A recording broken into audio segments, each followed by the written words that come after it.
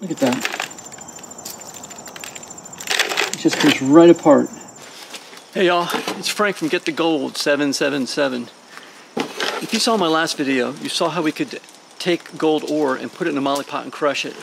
You know, if you don't have an automatic rock crusher, that's the way to go, but it takes forever and it starts to hurt your arms.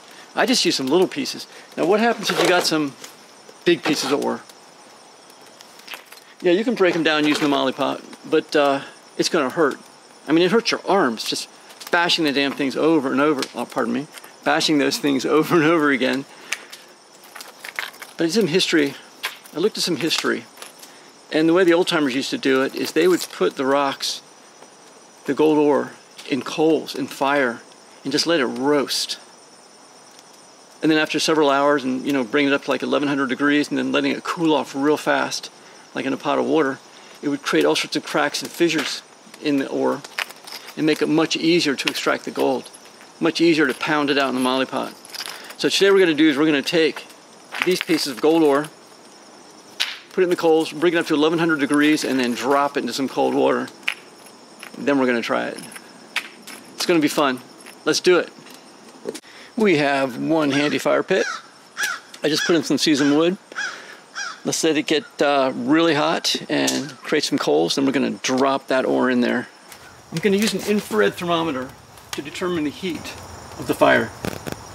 Works very well, and they're not very expensive on Amazon. You can just point at it.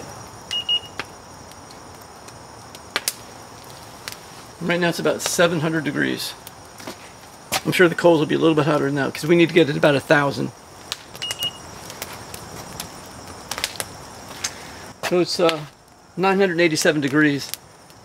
And then it went to high, which means it's over 1000 degrees. I think we're good to go. We can pop it in there.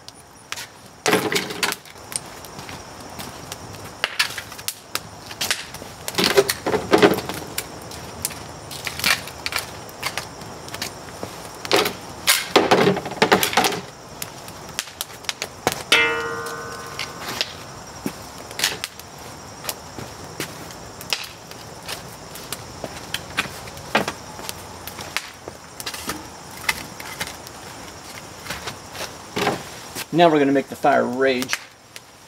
Let's get it really hot. There's a nice breeze today. It's going to be very helpful making this thing hot.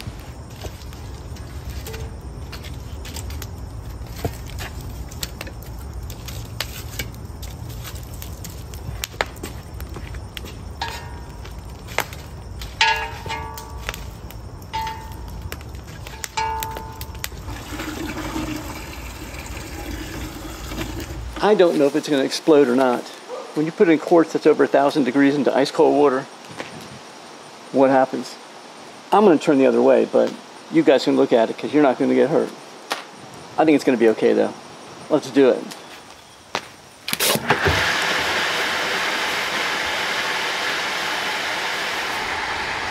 Making a lot of noise.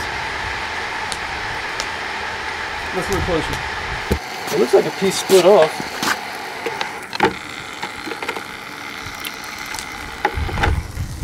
Interesting. Water's still cold.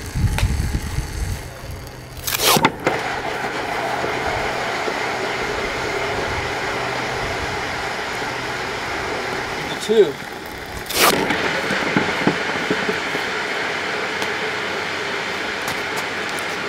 Here's the second half.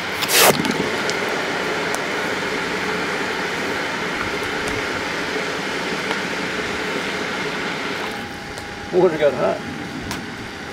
A little bit murky in there.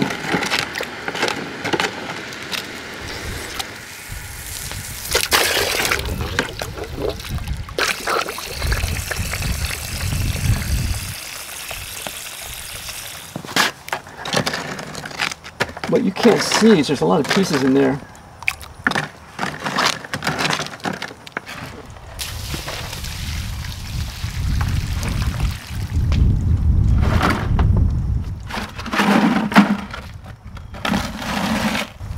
Check out all those pieces.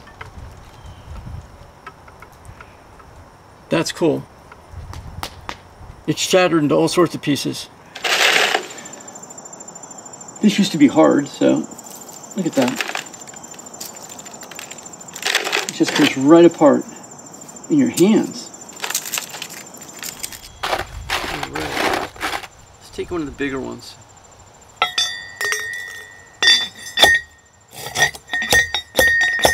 Oh, I need my respirator. Dang it. All right, respirator's on.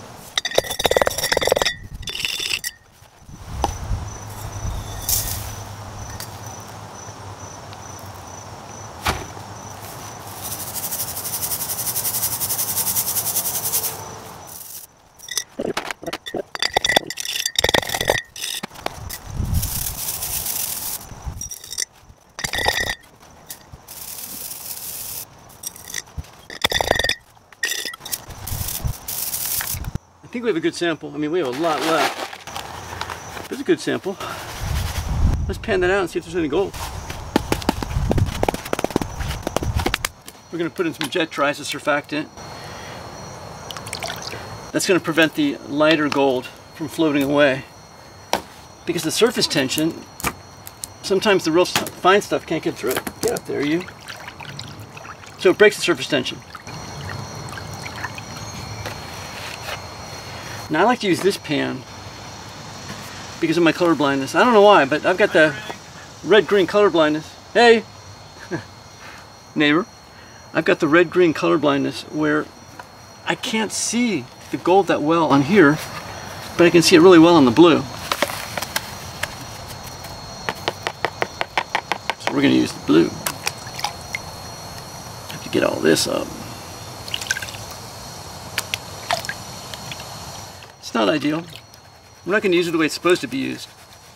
Normally when you use this, you put it underwater. But we can't do that. We'll just use it like a pan.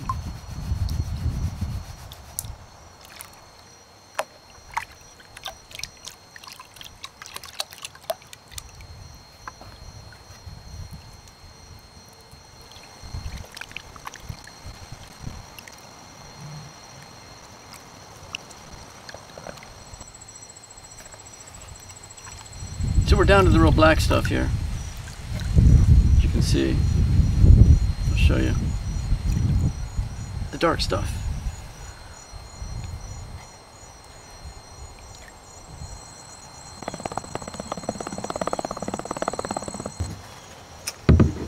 That right there, that is a nice little pile of gold right there.